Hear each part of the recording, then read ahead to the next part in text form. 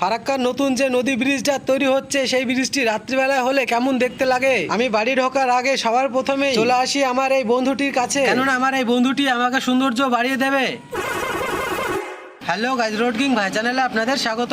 আজকে ফিরে এলাম আবারও একটি নতুন ভিডিও নিয়ে। আজকের ভিডিওটি বেশ ইন্টারেস্টিং হতে চলেছে, ভিডিওটি পুরো দেখতে থাকুন, আশা করছি ভালো লাগবে। আর আমার চ্যানেল যদি কেউ নতুন হয়ে থাকো তাহলে সাবস্ক্রাইব করে নেবে, আর পেজ থেকে দেখলে ফলো করে নেবে। ভিডিওটি যদি একটু ভালো লেগে থাকে লাইক কমেন্ট শেয়ার করে দেবে। আমাদের গাড়ি বুনিয়াদপুর খালি হওয়ার কথা ছিল, কিন্তু সেখানে না খালি হয়ে গেল গঙ্গারামপুর। খালি কমপ্লিট হয়ে গেলে নিচের দিকে দেখি জল উঠেছে, লোহার শীট মারার পরে জল ঢুকেছে। এটি একটি টেনশনের ব্যাপার। জল ঢোকা ব্যাপারটা একটু পরে দেখে নেব, তার আগে খালি করে আমরা চলে আসলাম গঙ্গারামপুর। আর এই গঙ্গারামপুর চকে সবসময় ভিড়ভাড়টা লেগেই থাকে। আসলে এটি একটি বেশ বড় একটি জমজমাট বাজার। গঙ্গারামপুর গোলচক ট্রাফিক মোড় পার করে ছোট্ট একটি ব্রিজ পেয়ে যায়। এখান থেকে গিয়ে সামনে একটি পাম্পে স্নান খাওয়া দাওয়া সেরে নিয়েই আমরা চলে আসি লোডিং পয়েন্টে কালিয়াগঞ্জ। আসলে কালিয়াগঞ্জে গাড়িটি ডেকে রেখেছে, কারণ কালকে লোড হবে আমাদের গাড়ি, আজকে লোড হবে না। আজকে এখানে রাত্রে খাওয়া দাওয়া করে ঘুমিয়ে নিয়ে পরের দিন সকালে চলে আসি আমরা আমাদের লোডিং পয়েন্টে। লোডিং পয়েন্টে আসা মাত্রে দেখতে পাচ্ছেন আমাদের গাড়ি লোড শুরু হয়ে গেছে।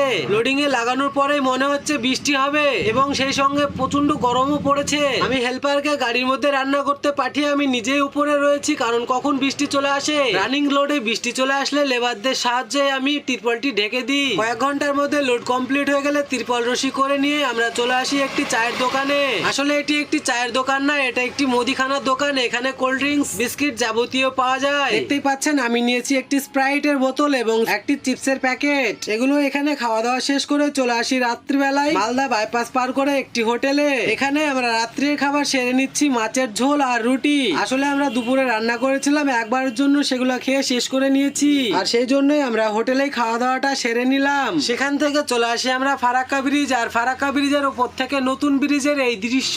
আসলে ফারাক্কার নতুন ব্রিজের কাজ প্রায় 99 এর কাছাকাছি হয়ে গেছে। পরের দিন সকালে চলে আসি পলাশী, সেখানে পার্কিং এ গাড়ি রেখে চলে যায় আমি বাড়ির দিকে। হেল্পারকে ট্রেন ধরে দিয়ে আমি করিমপুরের বাস ধরে চেপে চলে আসি সবার প্রথমে এই বন্ধুর কাছে এসে আমার লুকটা একটু চেঞ্জ করে নেবো। চলুন দেখে নি আমার চুল কাটার পরে বন্ধু আমার কেমন লুক এনে দেয়। গুড বন্ধু, খুব ভালো হয়েছে।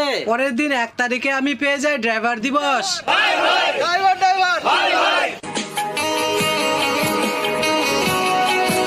বন্ধুরা, ড্রাইভার দিবসের দিন প্রচুর সম্মান, প্রচুর আনন্দ করেছি। Thank you my all friend.